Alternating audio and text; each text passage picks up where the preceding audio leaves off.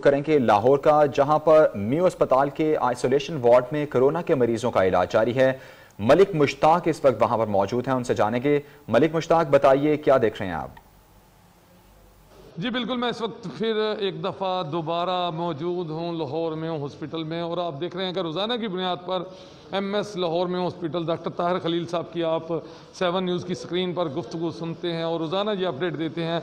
आज जो corona virus के हवाले से जो पेशेंट उनके पास आए हैं और पोजीशन क्या है, असल फैक्ट एंड फिगर है क्या? जी डॉक्टर साहब बताएं कि आज का क्या पोजीशन है। ऐसे है कि अब तक हमारे पास जो पेशेंट पॉजिटिव आए हैं उनका नंबर 14 है। 14 पेशेंट पॉजिटिव आए हुए हैं और बाकी तो 35-36 हमने यहाँ से डिस्चार्ज कर दिए गए हैं और तकरीबन 18 हमारे पास सस्पेक्ट पड़े हैं।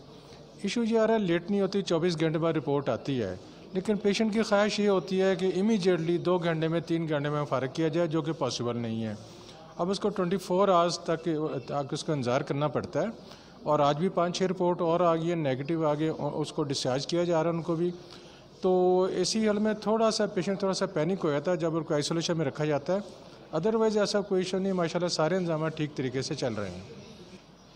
जी बिल्कुल, आपने डॉक्टर ताहिर खलील साहब की गुफ्तगू सुनी। इनका ये कहना और अहम और ख़ूबसूरत ख़बर जो इन्होंने दी है वो ये है कि इनके पास जो इतने ज़्यादा पेशेंट आए थे उनमें से 3 ऐसे पेशेंट हैं जो कोरोना वायरस पॉजिटिव पेशेंट थे, जिनका यहाँ पर इलाज किया गया। ठीक है मलिक मुश्ताक, आप हमारे साथ ही रहेगा। आप रुक कर लेते हैं फैसलाबाद का। फैसलाबाद में करंतना में मुकीम 160 ज़ायरीन के खून के नमूने टेस्ट के लिए भिजवा दिए गए हैं। इसी हवाले से मज़ीद तफसीलात जान लेते हैं नुमाइंदा 7 न्यूज़ अब्दुल सबूर से। जी अब्दुल सबूर, आगाह कीजिएगा।